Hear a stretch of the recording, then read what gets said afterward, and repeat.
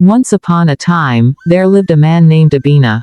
Obinna was the kind of man who walked through the village with his chest out, his head high, and his confidence louder than a talking drum. He had it all: wealth, power, respect, and most notably, 17 wives. Yes, you heard right. 17. Each wife had been chosen for a specific reason. The first was the best cook in the village, the second had the softest voice, the third had the smoothest skin, and so on. To Obinna, marriage was like assembling a great collection. Yet, despite all these wives, something still felt incomplete. He couldn't explain it, but there was a void, a strange emptiness he couldn't shake off. Then one fateful market day, something happened that changed his life forever. It was an ordinary day, and Obinna was at the marketplace, ensuring his traders handled his business well.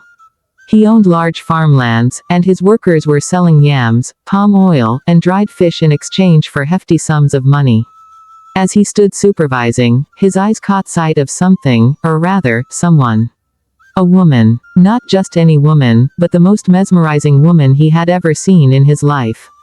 Her beauty was unexplainable, as if the gods themselves had sculpted her face. Her skin glowed like polished ebony, her eyes held a dangerous sparkle, and her smile, oh, that smile, was enough to make a man forget his own name. Obinna had been with many beautiful women before, but something about this one was different. It wasn't just her face, it was her presence. The way she moved, the way she laughed, the way the air itself seemed to adjust around her as if it recognized her superiority. Without thinking, he found himself walking toward her. Beautiful one, who gave you permission to walk around this village and steal my heart without warning? He said smoothly. The woman turned to him, her full lips curving into a teasing smile. Oh, and who gave you permission to think your heart was worth stealing? Obinna chuckled. A challenge. He liked that. For the next few minutes, they exchanged playful banter, their words flowing effortlessly like a river after heavy rain. He introduced himself, and she told him her name, Obinna. He asked where she was from, but she only smiled mysteriously. Does it matter? She asked. Obinna didn't push further. At that moment, all that mattered was that he wanted her, and Obinna was not a man who took no for an answer. Obinna was not a man who believed in waiting. When he wanted something, he went after it with all his strength. And right now, he wanted Obinna. The very next day, he sent gifts to her: fine clothes, golden earrings, beaded necklaces, and even a fattened goat. He was sure that no woman could resist such treasures. But to his surprise, Obinna didn't seem moved. You think you can buy my heart with material things? She asked, her voice carrying a mixture of amusement and challenge. Obinna was taken aback. Every other woman had been overjoyed by his gifts. Some had even shed tears of happiness. But this one, she was different. Then tell me, Obinna, what must a man do to win your heart? Obinna asked, genuinely intrigued. She smiled, that same mysterious smile that made his heart skip a beat. Time will tell, she said. For days, Obinna continued to pursue her, showing up wherever she went, engaging her in conversation, trying to impress her with his wit and charm. The villagers were entertained by the spectacle. The great Obinna, the man who could have any woman, was being made to work for this one. Then, one evening, as the sun dipped below the horizon, painting the sky in shades of orange and purple, Obinna finally gave her answer. You really want to marry me? She asked, looking deeply into his eyes.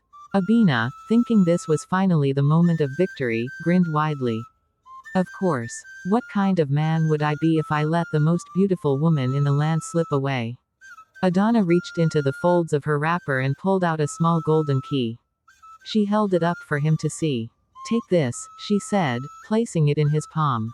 Your wedding gift. Obinna raised an eyebrow. A key. That was unexpected. A key to what? He asked. Obinna simply smiled. Go outside and see for yourself. Curious, Obinna walked out of her compound, the small golden key clenched in his hand. What he saw outside made him stop dead in his tracks. There, sitting in the open compound, was a car. Not just any car, a luxurious, gleaming, otherworldly vehicle, the kind no one in the village had ever seen before. It was nothing like the rickety, imported vehicles the wealthiest traders owned. This one was perfect, with a smooth, shining body that reflected the moonlight like water. The villagers who had gathered around gasped. Some whispered, others took steps backward as if afraid. Where had this car come from? How had it appeared out of nowhere? But Obinna, blinded by excitement and desire, asked no questions. Instead, he turned back to Obinna and said, "We must marry immediately." That night, the village buzzed with talk. Some said Obinna was a goddess, others said she was a witch. But Obinna didn't care. All he knew was that he had just won the most extraordinary woman he had ever met. And that was all that mattered. The moment Obinna declared that the wedding must happen immediately, the village erupted in excitement and whispers. Some were thrilled to witness the great man take another wife, but others were wary. How could a woman who had nothing suddenly produce a car out of thin air? "Obinna, are you sure about this?" His eldest wife, Uju, asked that evening as they prepared for the ceremony. "Something about this woman is unsettling." Obinna chuckled, waving off her concerns. "You women always find a reason to complain when a new wife enters the house. Obinna is special, and that is why I want her. Now, go and prepare for the wedding feast." The wedding was grand, perhaps the biggest the village had ever seen. The entire community gathered, dressed in their finest attires, drummers beat the talking drums, flutists played melodies that made the air itself dance, and women sang songs of love and marriage. Obinna, dressed in a wrapper so red it looked like flames, was the center of attention. Her beauty was beyond compare, but it was her presence that truly mesmerized people. Her eyes gleamed too brightly in the firelight, her smile carried a knowing look, and her movements were so fluid that it seemed like she was floating rather than walking. "Where did this woman come from?" one elder whispered to another. "I don't know," the other replied. "And that is what worries me." When it was time for the marriage rites, the priest of the land stepped forward, holding the sacred kola nut. "Before the ancestors, before the gods, before this gathering," he said, "do you, Obinna, take this woman as your wife?" "I do," Obinna answered, his voice full of pride. The priest turned to Obinna. "And do you, Obinna, take this man as your husband?" Obinna smiled and said, "Yes, but know this, Obinna.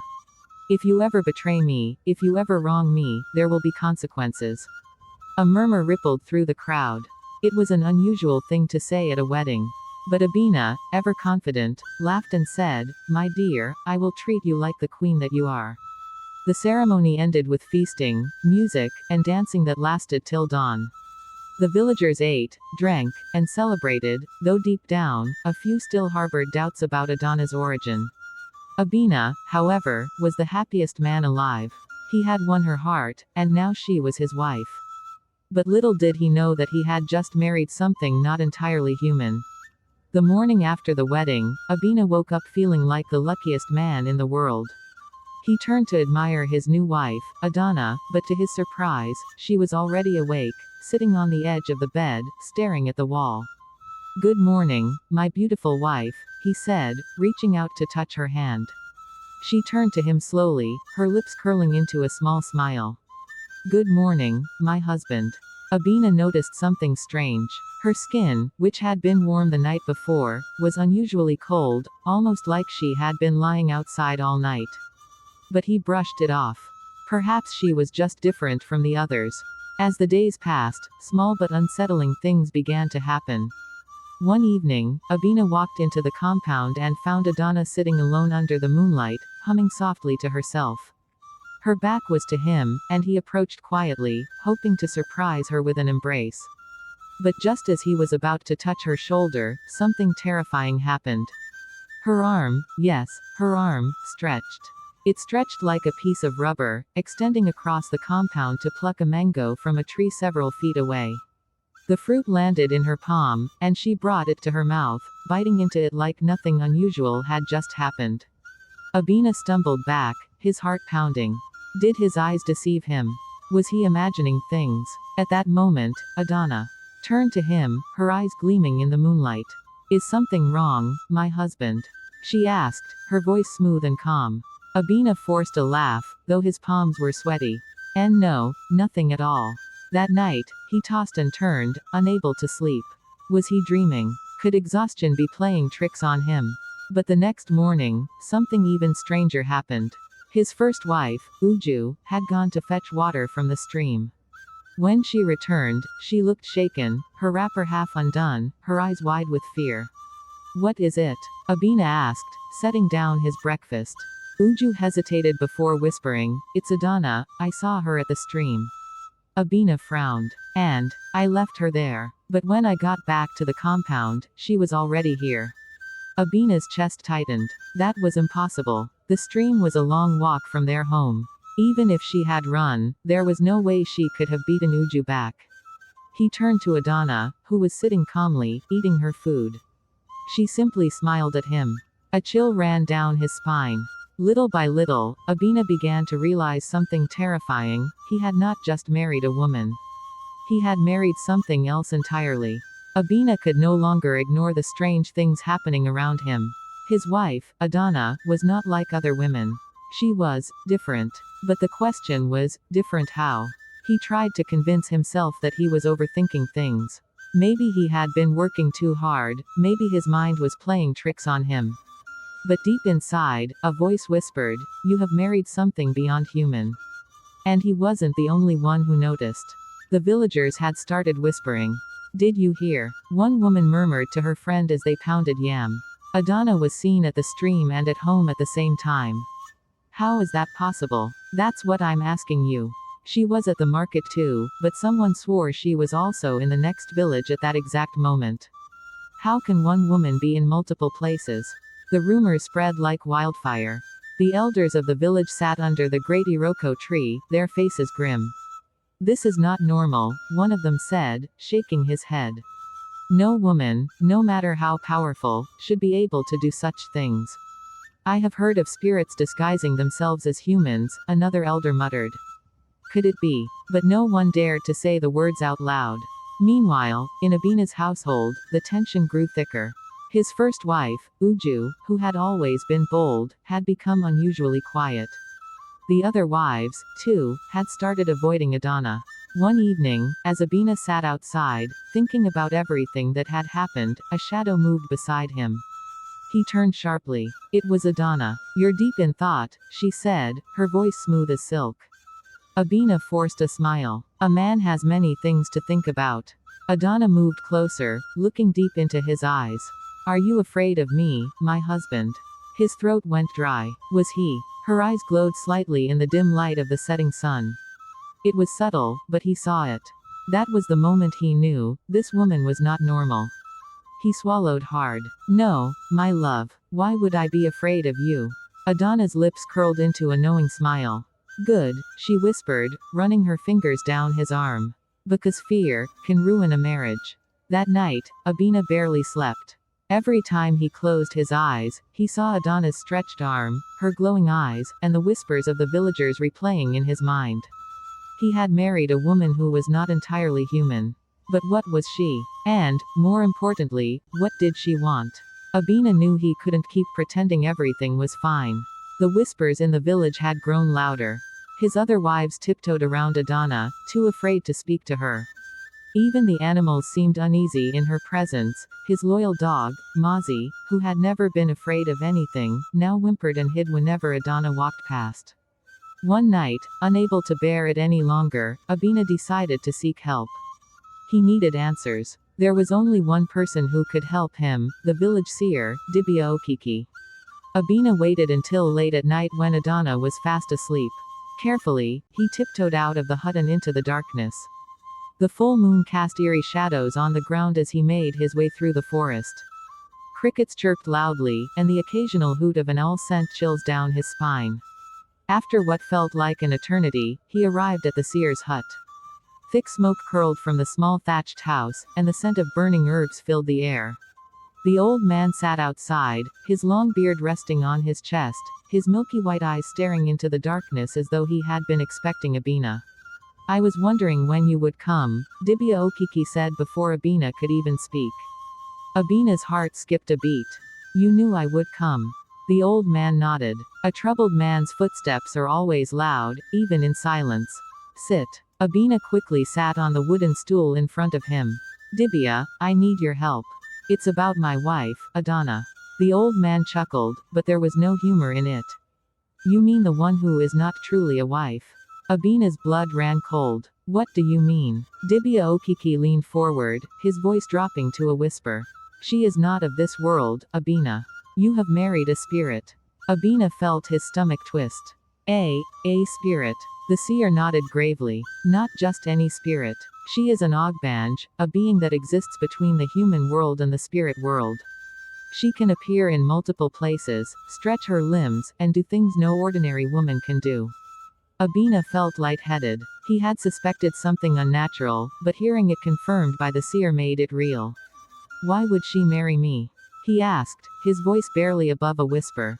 Dibia Okiki sighed. That is the real question, my son. Ogbanj do not marry humans out of love.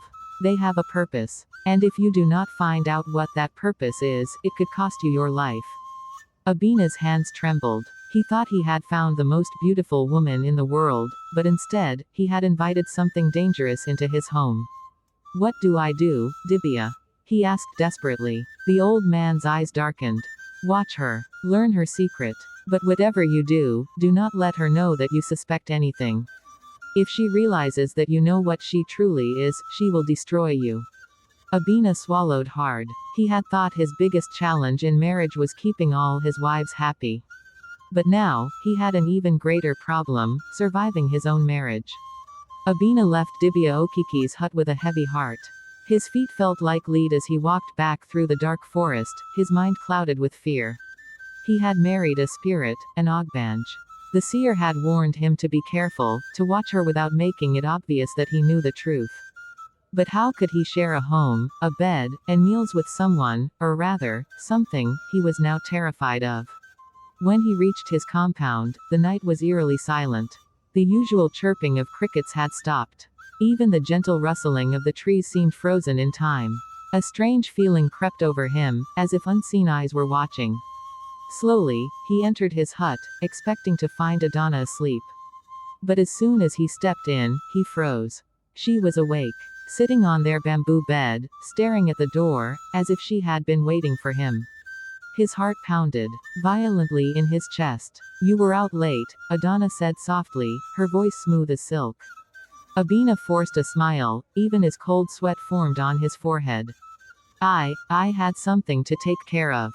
Obinna tilted her head slightly, her dark eyes gleaming in the dim light of the lantern. Something, or someone. Obinna swallowed hard. Was she testing him? Did she already know? He had to stay calm. I just needed fresh air, he lied. The house was too hot. She studied him for a moment, then let out a small chuckle. Fresh air. I see. She stood up and walked toward him. Her movements were slow, deliberate. As she reached him, she placed a gentle hand on his chest, her fingers ice cold. Obinna resisted the urge to flinch. You should have told me, she whispered. I would have kept you company. Obinna let out a nervous laugh. Next time, I will. She smiled, but something about it didn't feel right. It was as if she could see right through him. That night, Obinna lay in bed with his eyes wide open, pretending to be asleep. But every now and then, he could feel it, her gaze on him.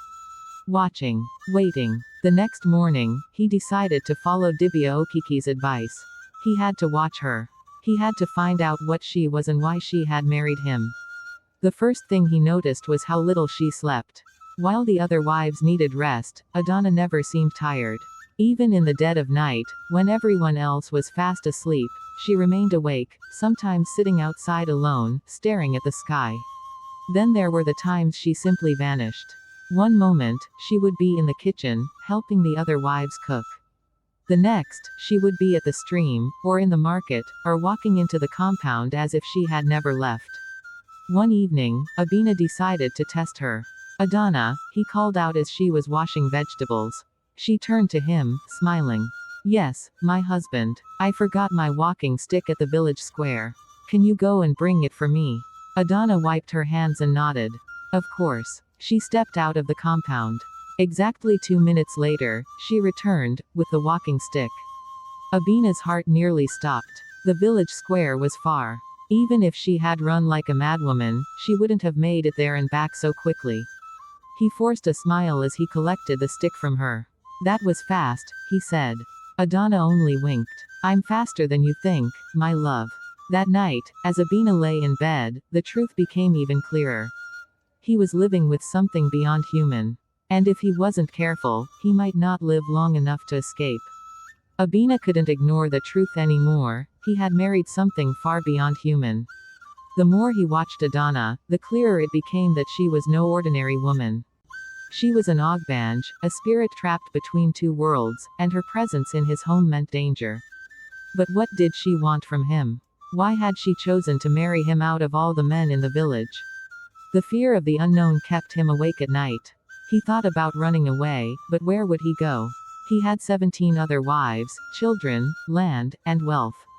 If he disappeared, the village would talk. Worse still, what if Obinna found him? Dibia Okiki's words rang in his mind. Watch her. Learn her secret. But whatever you do, do not let her know that you suspect anything. But how long could he keep pretending? The breaking point.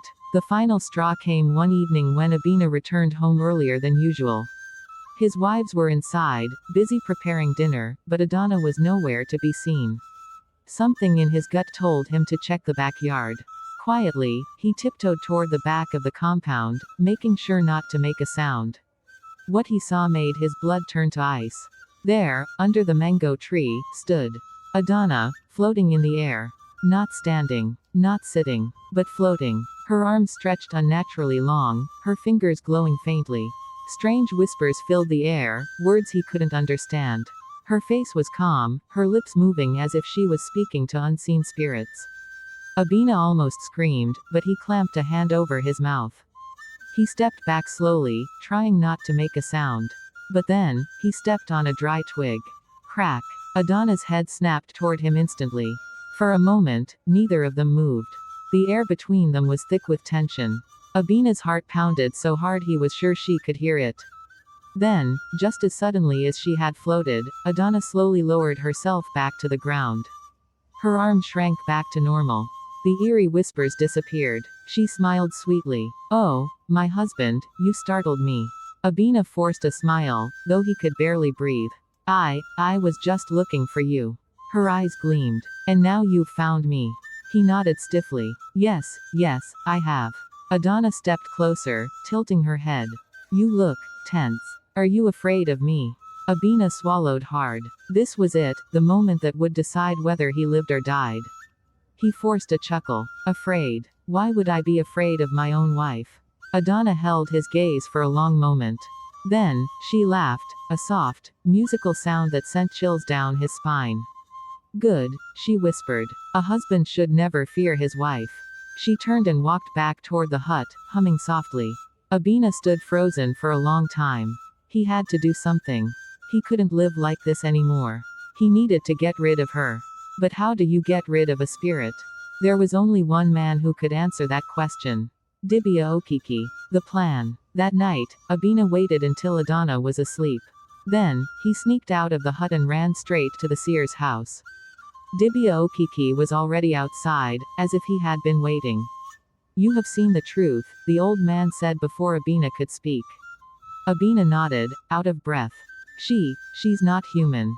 She floated. Her arms stretched. She speaks to spirits. The seer sighed. I warned you. What do I do? Obinna begged. I can't live like this. I can't sleep. I can't eat. I feel like she's watching me every second. I need to get rid of her. The old man was silent for a long moment. Then he spoke. There is only one way. Obinna leaned in, desperate. Tell me. Dibia Okiki's voice was low, almost a whisper. You must kill her. Obinna gasped. Kill her. The old man nodded gravely. Not as you would kill a human. Spirits do not die easily. There is a ritual, a dangerous one. But if you fail, she will know. And if she knows, she will destroy you. Obinna's head spun. This was madness. He had never harmed anyone in his life. But what choice did he have? He took a deep breath. What must I do? Dibia Okiki's eyes darkened. Come back tomorrow night. We will begin. As Obinna walked back home, his hands trembled. He had made up his mind. It was either him, or her. Outro. The fate of Obinna. Obinna had made his decision. He would end his nightmare before it ended him. But could he truly defeat something far beyond human? Could he outsmart a spirit that had already chosen him as her husband? As he prepared for the ritual, fear gripped him. One mistake, one wrong step, and he would not live to see the next sunrise. Adana was not just a woman, she was an Ogbanj, a being with powers beyond his comprehension. Would Obinna succeed in breaking free, or had he already sealed his fate by daring to challenge her? One thing was certain, there was no turning back. What do you think? Should Obinna go through with the ritual, or should he try to escape? Let me know in the comments. And if you enjoyed this story, don't forget to like, share, and subscribe for more thrilling African tales. Stay tuned for the next gripping story, you don't want to miss it.